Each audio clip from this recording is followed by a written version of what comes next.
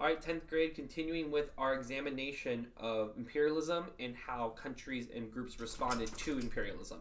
Yesterday's lesson, we talked about two different revolts and wars, the Steppe War Rebellion and the Opium Wars. Both those can be considered resistance against imperialism, as in both cases, England, and then later on in the Opium Wars, other European countries tried to gain more and more control over Asian states. Today we want to see more ways in which, one, we see like resistance, but more in this case a response to imperialism. How Asian states have to look at what's happening and go, how do we respond to this European threat? So what we're about to talk about is how both China and Japan respond to the industrialization and increased power and aggressiveness of European nations.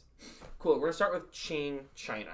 Remember, we're in period 5, so this is going to be focused more on like the 1800s, mid to late 1800s.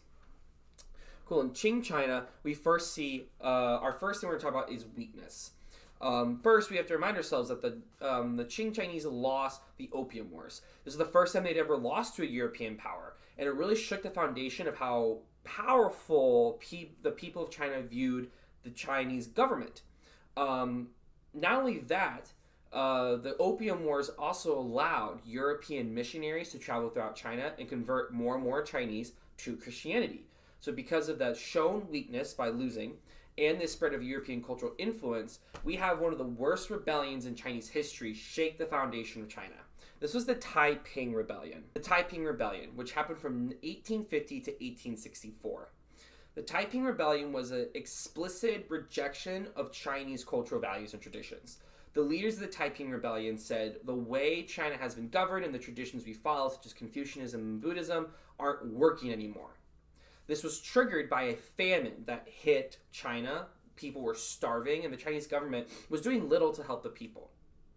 Not only that, the leaders of the Taiping Rebellion had converted to Christianity and wanted China to become a Christian society that also was, if we look at when we talk about socialism, was also socialistic in nature. The goal of this revolution was to overthrow the current social hierarchy and create a China that was equal in both land, power, and wealth. This rebellion would be defeated by the Chinese government, but it would cost around 25 million lives and severely weaken the Chinese government. So the Opium Wars and this Taiping Rebellion makes the Chinese government go, we need to reform, we need to change. This was seen in the self-strengthening movement, which happened in the 1860s and 70s. The goal of the self-strengthening movement was that China was going to industrialize and copy European economic laws. But they're going to do it by maintaining their Chinese cultural values. That's where this idea of self-strengthening comes from. That this wasn't going to be copying European culture. It was going to be the Chinese are still maintaining their Chinese culture, but are now industrializing and trying to up their game, basically. During the self-strengthening movement, they started to industrialize. The government of the Chinese invested in factories and railroads and things like that, and even tried to copy some of the economic laws seen. This movement didn't work, though. It was shot down particularly by Chinese nobles and government officials who feared losing their power and what would happen if this change actually occurred in China. Later on, in the late 1800s, around 1898, there's another attempt at reform, known as the 100 Days Reform.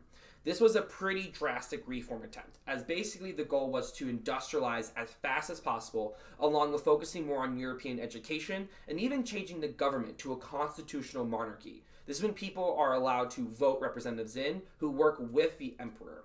This is a huge change, something unseen before in China. And once again, this reform failed, as government officials severely feared losing power and the weakening of the government, and the nobility also feared that they were going to lose their Chinese identity by going through these reforms. So with the failure of both these reforms, by 1900, China was still a very weak country under the control and influence of European countries. This led to the last reform that basically caused the fall of the Qing, the Boxer Rebellion. The Boxer Rebellion was basically the anger of the peasantry rising up to a boiling point. The Chinese peasants had watched for basically the last 70 years as China was bullied and did whatever the Europeans wanted them to do. This rebellion of the Boxer Rebellion was an explicitly anti-European and anti-industrialization movement. This rebellion was the very violent rising of Chinese peasants. They hunted down European missionaries. They killed Chinese who converted to Christianity. They even ripped up railroad tracks because they're trying to show how they viewed anything European of cultural influence or technology as ruining China. This Boxer Rebellion was actually not put down by the government. The government supported this rebellion. In the end, it was a group of over 5 different European countries, along with America, who came together, sent their armies into China, and defeated this rebellion, officially keeping China under European influence and rule. Now, the Chinese are going to basically fall apart from this later on, but the Chinese are never going to be the same because of this rebellion. So in the end, when we categorize the reforms and the attempted industrialization by the Chinese, it is a failure.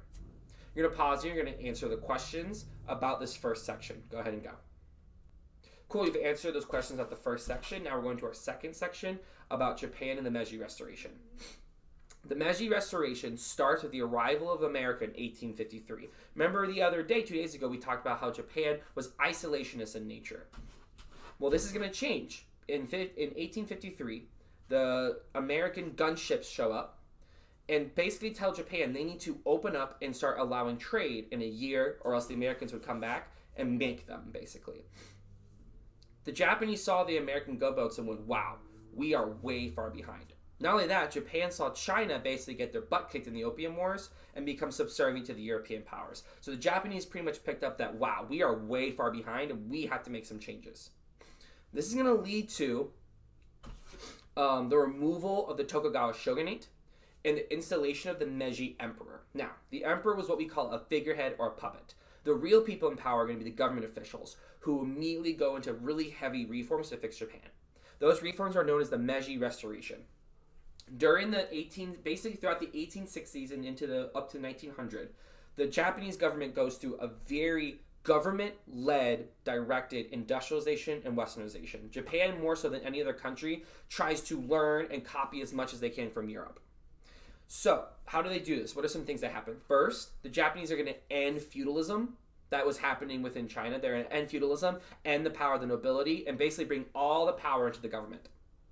Next, they're going to heavily invest in industrialization, building factories, building infrastructure such as railroads, schools, anything needed to help improve industrialization the Japanese government paid for. And people had to work in these factories and had to take part in this industrialization.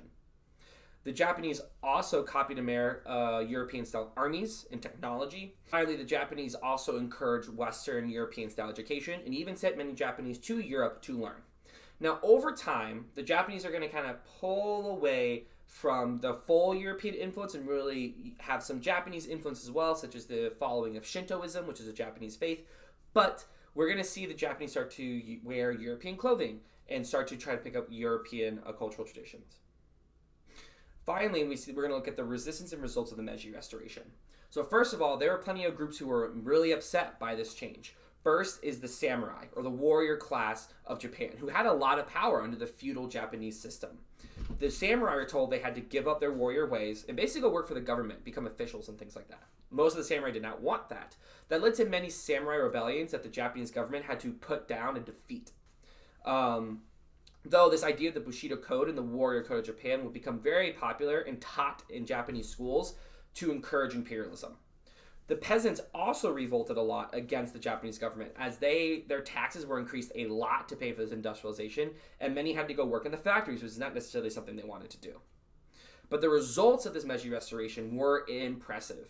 Japan became basically the only imperial power that was not a European country or America, and they started colonizing and take over Korea, northern parts of China, and later on large parts of Asia to gain resources for their war machine and for industrialization. Basically, the entirety of Japan became dedicated to this continued industrialization and increasing military strength of Japan. Cool, with that in mind, we're going to pause here, and you're going to answer the set of questions based on our second section, and that is the end of our lecture.